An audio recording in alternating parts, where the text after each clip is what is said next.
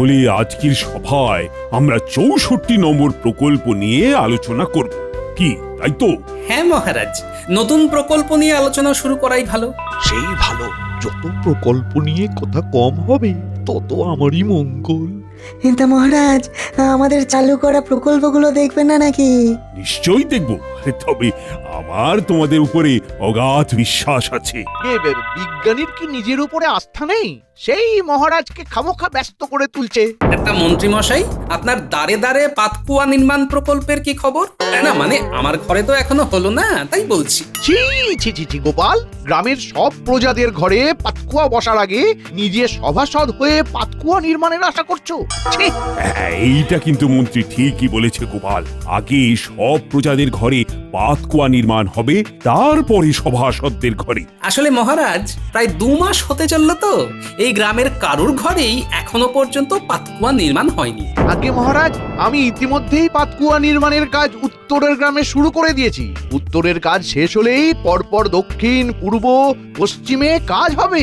মন্ত্রী মশাই একদম মানচিত্র অনুযায়ী কাজ করছে। নিজের চরকায় তেল দাও গোপাল, আমার কাজ আমি ঠিক করে নেব। সে আর বলতে। আজকে হাওয়াটা আর তেমন দিচ্ছে না, কি বলো? প্রকৃতির হাওয়ার রূপ কি আমাদের হাতে ধরা থাকে বলুন মহারাজ? যা বলেছ। তবে আমার রাজ্যের হাওয়া একদম বিষম গতিতে বইছে। তার মানে সভাসদেরা খুব ভালো কাজ করেছে, তাই তো? একদম কোনো সন্দেহই নেই। মহারাজ, মহারাজ, একবার শিগগিরই দুয়ারের সামনে চলুন। উত্তরের কিছু গ্রামবাসী এসে মহা হট্টগোল পাকাচ্ছে। সে কি, এখন আবার কিসের গন্ডগোল? দেখুন গিয়ে আবার কি হলো। উত্তরের দিকটা তো মন্ত্রী সামলাচ্ছিল। যাই গিয়ে দেখি। কি ব্যাপার, তোমরা এমন হট্টগোল পাকাচ্ছ কেন? মন্ত্রীমশাই প্রায় ২ মাস আগে আমাদের প্রত্যেকের বাড়িতে পাতকুয়া নির্মাণের প্রতিশ্রুতি দিয়েও এখনো কিছুই করেননি। আমরা আর এভাবে জল বয়ে বয়ে গৃহস্থলীর কাজকর্ম করতে পারছি না। কিন্তু আমার কাছে তো খবর আছে, ইতিমধ্যেই উত্তরের গ্রামে পাতকুয়ার কাজ শুরু হয়ে গেছে। ভুল খবর, ভুল খবর, ভুল খবর। কারোর বাড়িতেই এখনো পাতকুয়োর কাজ শুরু হয়নি। আপনার রাজ্যের মন্ত্রী একজন বাজে লোক, আমরা তার পদত্যাগ চাই। চাই চাই চাই চাই। তোমরা দয়া করে শান্ত হও। আমাকে আর ৭-১০ দিন সময় দাও, কথা দিচ্ছি কাজ শুরু হয়ে যাবে। মহারাজ, এবারে ভেতরে চলুন। যাচ্ছি। তবে এক্ষুনি একবার গোপালকে খবর দাও তো।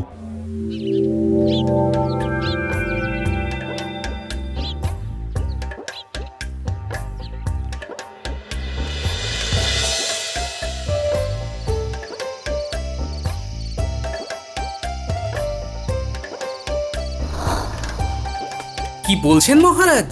মন্ত্রী মশাই সত্যি সত্যি কাজ শুরু করেননি? তবে আর বলছি কি, উফ, উত্তরের গ্রামবাসীদের সে কি হুজ্জতি! আমার তো ভয়ে হাত পা ঠান্ডা হয়ে গেছিল। গোপাল, মন্ত্রী এবারেও আমায় ফাঁকি দিল। নিশ্চয়ই কাজের নাম করে মোহরগুলো নিজের ট্যাঁকে ভরছে। এত এত অপকর্মের পরেও যে মহারাজ আপনি কিভাবে ওই পাজিটাকে মন্ত্রী পদে বহাল রাখেন বুঝি না। গোপাল, কিছু একটা করো। দেখুন শুধু আমি কি করি। কি করবে? কালকে সভা বসার আগে লুকিয়ে লুকিয়ে জেনে নেব মন্ত্রী অতগুলো মোহর নিয়ে কি করেছে, তারপর দেখুন। তাহলে তুমি এখন এসো গোপাল। হ্যাঁ হ্যাঁ হ্যাঁ, শুধু শুধু রাত করে লাভ নেই।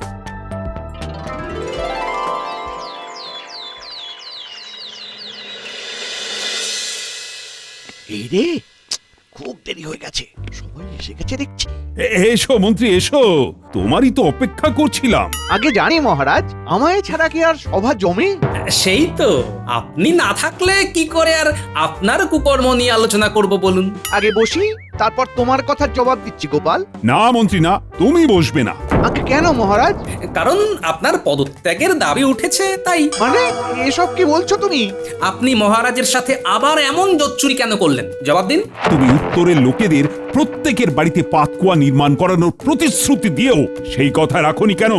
দাঁড়ে দাঁড়ে পাতকুয়া নির্মাণের প্রকল্পের জন্য মোহর নিয়ে কি করছেন? জবাব দিন, জবাব দিন। জবাব দিন। মহারাজ, আমি এসব কিচ্ছু করিনি। উত্তরে কাজ শুরু হয়ে গেছে। মিথ্যে কথা। কালকে উত্তরের গ্রামবাসীরা এসে হুজ্জুতি করে গেছে। একটা বাড়িতেও সেখানে পাতকুয়া বসেনি, এদিকে ২ মাস হয়ে গেল। দেখো, আমার মোহর আমাকে ফেরত দিয়ে দাও। আগে আগে ওই মোহরগুলো আমার কাছে আর নেই। মানে কোথায় খরচ হলো সেগুলো? আমি বলছি মহারাজ, মন্ত্রীমশাই আপনার থেকে সেই মোহরগুলো নিয়ে একটা দিঘি কিনেছে, বিকেলে হয়তো নৌকা বিহার করবেন বলে। সর্বনাশ! মন্ত্রী মন্ত্রী তুমি শিগগিরই আমার চোখের সামনে থেকে দূর হও। 7 দিন আর সভায় আসবে না, ঠকবাজ একটা। কাজটা ভালো হলো না গোপাল।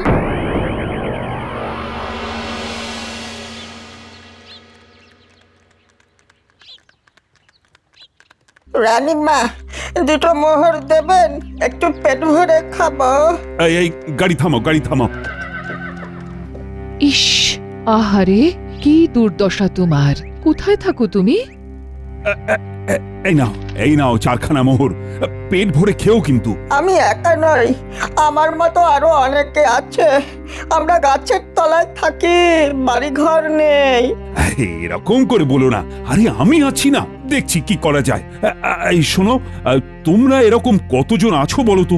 200 জন। হ্যাঁ। মহারাজ, ওদের জন্য কোনো আশ্রয়স্থল করলে হয় না? যা বলেছো, মানুষগুলো খুব অসহায়।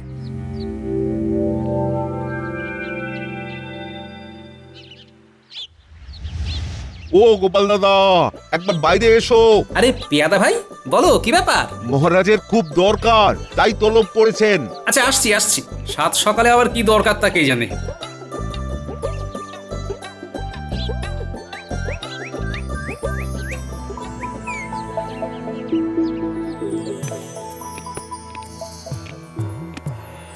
মহারাজ, আসবো? আরে গোপাল, এসো এসো। আগে মহারাজ, আমায় 7 সকালেই ডেকে পাঠালেন যে? গতকাল পথে এক ভিক্ষুককে দেখলাম, বুঝলে? তার যে কি দৈন্য দশা, তার কি বলবো। মহারাজ, ভিক্ষুকদের তো দৈন্য দশাই হয়। না গোপাল, কালকে ওকে দেখে আমার আর তোমার রানীমার মনটা কেঁদে উঠেছে। তাই ভেবেছি ওদের থাকা খাওয়ার বন্দোবস্ত করতে একটা আশ্রয়স্থল বানাবো। বাহ, এ তো অতি উত্তম ভাবনা মহারাজ। কিন্তু এমন ভিক্ষুক শ্রেণীর লোকের সংখ্যা তো অনেকই হবে। ধরুন 400 তো বটেই। তাহলে এদের জন্য কোথায় আশ্রয়স্থল গড়ি বলো তো? দেখুন মহারাজ, আপনার অতিথিশালা তো বিশেষ অতিথিদের জন্য, সুতরাং অন্য কোথাও ব্যবস্থা করতে হবে। হ্যাঁ, মানে অল্প খরচের মধ্যে এদের কোথায় থাকার ব্যবস্থা করব? তুমি একটু মাথা খাটিয়ে বলো না গোপাল। মহারাজ, পূর্ব দিকে যে একটা পূর্বপুরুষদের ভগ্নপ্রায় বাড়ি পড়ে আছে, সেটাকেই যদি মেরামত করিয়ে রাখেন তাহলে। হ্যাঁ, অতি উত্তম প্রস্তাব। তাহলে চলো সেখানে মিস্ত্রি নিয়ে যাই। হ্যাঁ মহারাজ, কাল সভা শেষ হলে চলুন। বেশ বেশ বেশ, তুমি তাহলে একটু মিস্ত্রির সাথে কথা বলে রেখো। অবশ্যই মহারাজ।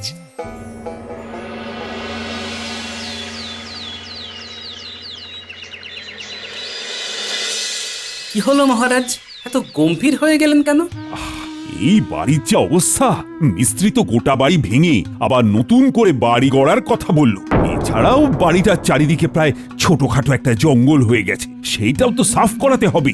মহারাজ, আপনার আর রানীমার স্বপ্নটাকে বাস্তবায়িত করার জন্য এটুকু তো করতেই হবে। নতুন বাড়ি করতে যা ব্যয় হবে বলল, অত মুহূর্ত নেই।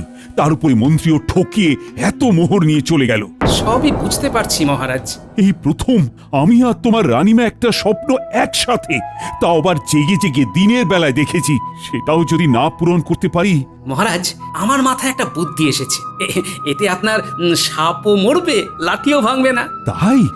বলো বলো শুনি।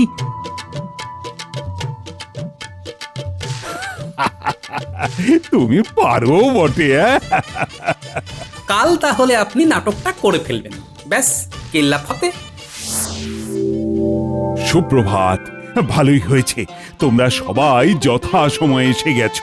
আজ তোমাদেরকে একটা সিদ্ধান্তের কথা জানাতে চাই। মহারাজ, আমি আসবো? পেয়াদা বলল আপনি নাকি আমায় ডেকে পাঠিয়েছেন। মন্ত্রী? হ্যাঁ মন্ত্রী, এসো এসো এসো। বেশি ভনিতা না করেই বলি, তোমায় সেদিন বার করে দিয়ে আমি মোটেই ঠিক করিনি।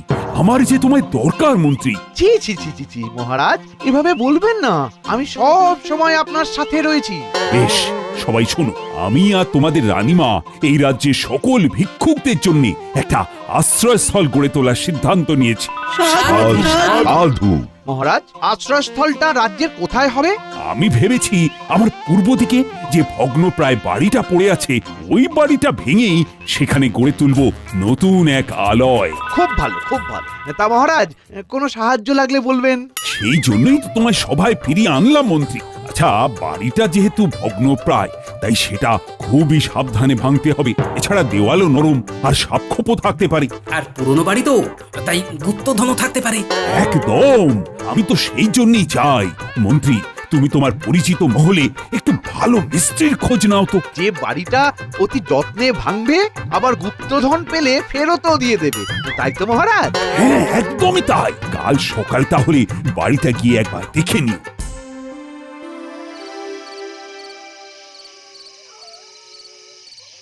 আসবো মহারাজ।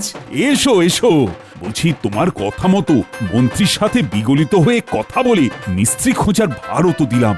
এবারে কি করব? মন্ত্রী যখন টোপটা গিলেইছে, তাহলে এবারে আমরা বেশ কিছু সোনা আর মোহর নিয়ে আপনার পুরনো বাড়িতে যাব। সে কি? কেন? মহারাজ, আমরা ইচ্ছে করে ওই বাড়িতে গিয়ে কয়েকটা মোহর আর সোনা রেখে আসলে মন্ত্রী যে করেই হোক এসবের লোভে বাড়িটা আপনার ভেঙে দেবেই। হয়তো বিনা পারিশ্রমিকে, বলা যায় না। দেখলাম নিজেই হয়তো হাতুড়ি ছেনি নিয়ে নেমে গেল। আপনি শুধু মজা দেখুন।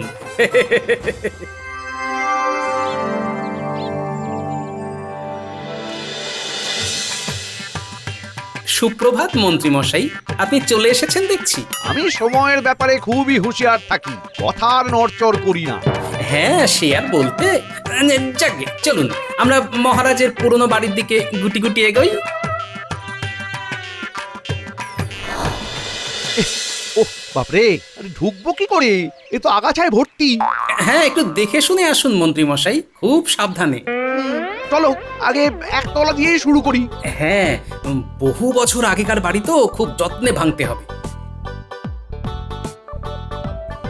মন্ত্রী মশাই, একটু ওদিকটায় চলুন।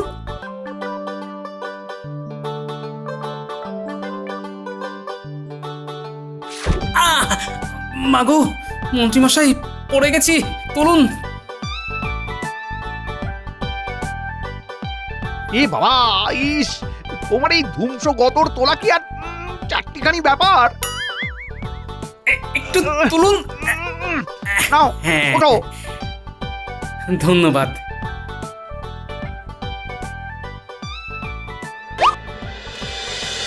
মা, গোপাল যেখানে পড়লো তার পাশে তো দেখছি ইটের ফাঁকে মোহর রাখা।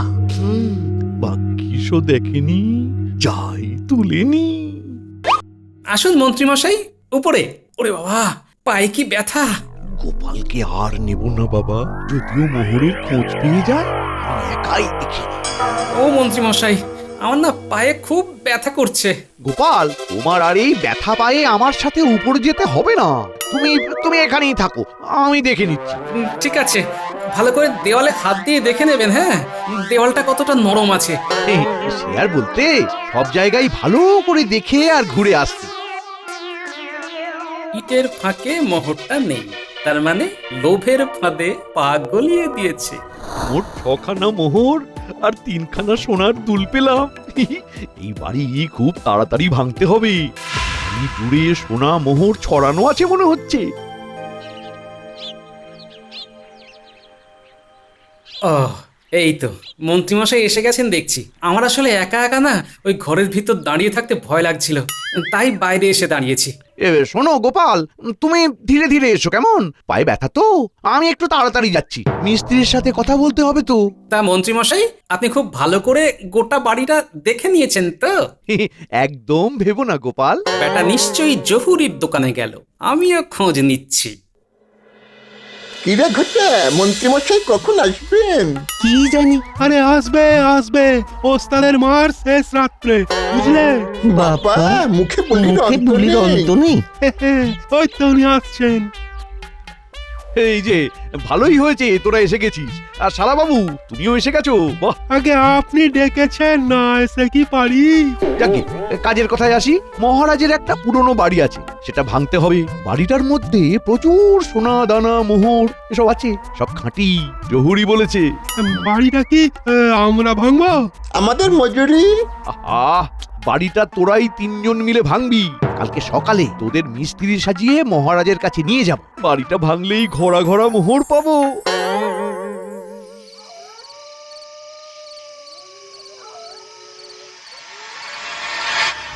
কাল জমবে মজা।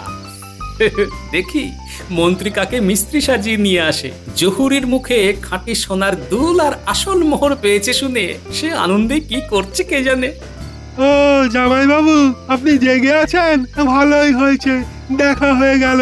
কি ব্যাপার, কাঁধে ঝোলা নিয়ে কোথায় চললে? ওই শহরে একখানা ভালো কাজ পেয়েছি, সেইখানেই যাচ্ছি। বাহ, খেটে খাও, দেখবে বদবুদ্ধি আসবে না। আসছি।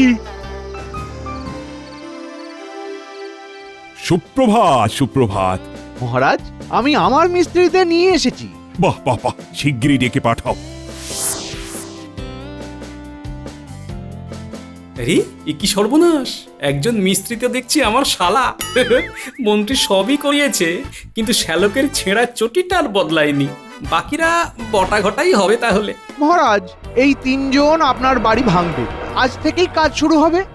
সে না হয় বুঝলাম, কিন্তু এরা বাড়ি ভাঙতে কত কি পারিশ্রমিক নেবে তা তো বললে না।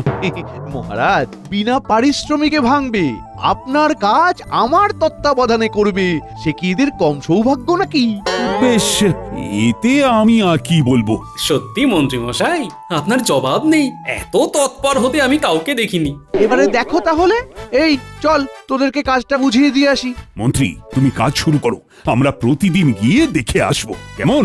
যাও যাও, এতদিন ধরে লোককে ঠকাতে এবারে নিজে ঠকে দেখো কেমন মজা লাগে। নে নে নে, গায়ে জোর লাগা। মন্ত্রীমশাই, মোহর পেলাম। হ্যাঁ, দে দে দে, আমায় দে, আমায় দে, ট্যাকে রেখে দিই। বাহ বাহ, অনেকখানি তো কাজ এগিয়েছে। চালিয়ে যাও ভাইরা। মন্ত্রী মশাই, আমি 3খানা মোহর পেলাম। মন্ত্রী মশাই, আমি 6খানা মোহর পেলাম। এই তোরা আমার কাছে দে। বলছি কি মন্ত্রী মশাই, আমাদের কিছু দেবেন না? কাজের শেষে সব পাবি, এখন মন দিয়ে ভেঙে যা। বাবা, বাড়ি তো প্রায় ভাঙাই হয়ে এসেছে। এইভাবে আর হয় না, এইভাবে হলে খেলবো না। ও টানা 20 দিন কাজ করছি। প্রথম দিকে যাও বা কটা মোহর সোনা পেলাম, সেসব কিছুই আপনি দিলেন না। বিনা পারিশ্রমিকে গোটা বাড়ি ভেঙে ফেললাম, আর পারছি না। সবুরে মেওয়া ফলে, এবার মাটি খোঁড়, দেখবি ঘোড়া ঘোড়া সব মণিমাণিক্য পাবি। কি? এবারে মাটি খুঁড়বো।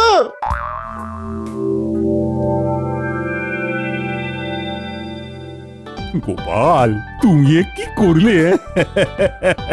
মন্ত্রীকে বোকা বানিয়ে বিনা পারিশ্রমিকে গোটা বাড়ি ভাঙিয়ে নিলে। মহারাজ, বেশি লোভ করলে ফল তো পেতেই হয়। শুনলাম কাল আবার নাকি মাটিও খুঁড়বে। ওখানেই তো আসল মজা মহারাজ। কালকে আমি ওরা মাটি খোঁড়বার আগেই দেখুন না কি করি। কিরে গুলটে, মাটি খোঁড়া হলো? হ্যাঁ দাদু। নে নাপলা লেখ। মহারাজকে ঠকিয়ে যেমন তুমি বিনা পরিশ্রমে অনেক মোহর পেলে, তেমন মহারাজও বিনা পারিশ্রমিকেই তোমায় দিয়ে গোটা বাড়িটা ভাঙিয়ে নিল। হ্যাঁ দাদু, হয়ে গেছে। শক্ত হয়ে মাটি করা। মন্ত্রী মশাই, মন্ত্রী মশাই, এ তো একটা কলসি। কি বলেছিলাম না আছে? দাঁড়াও দাঁড়াও, আমি দেখছি, দাঁড়াও। এর ভিতরে তো ভর্তি বালি। ভেতরে তো ছোট কৌটো আছে দেখছি। এই এই এই সবাই সর সর সর, আমায় খুলতে দে, দেখি কি আছে। ওমা, কি? দেখি কি লেখা আছে। মহারাজকে ঠকিয়ে যেমন তুমি বিনা পরিশ্রমে অনেক মোহর পেলে তেমন মহারাজও ওই বিনা পারিশ্রমিকেই তোমায় দিয়ে গোটা বাড়িটা ভাঙিয়ে নিল। সে কি? তার মানে সব পরিশ্রম চলে গেল। সবাই সাবল কোদাল হাতে নাও, ওই মন্ত্রীর উপরেই হামলা করব। ও মাগো, গিন্নি, বাঁচাও গো, বাঁচাও! এই এখন কি আর ছুটতে পারি আমি? ওরে বাবা!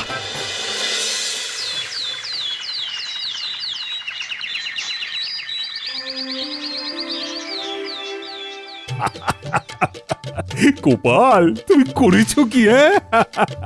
কলসির ভেতরে আবার কৌটো, আবার তার ভেতরে চিরকুট। বুঝুক খেলা। মহারাজ, মহারাজ, আমাদেরকে বাঁচান। মন্ত্রী আমাদেরকে বিনা পারিশ্রমিকে আপনার ওই অত বড় বাড়িটা ভাঙালো। এ কি, তোমরা কি করে বাড়ি ভাঙলো? বাড়ি তো ভাঙলো শ্রমিকেরা। আমরাই তো শ্রমিক। ছদ্মবেশ নিয়েছিলাম।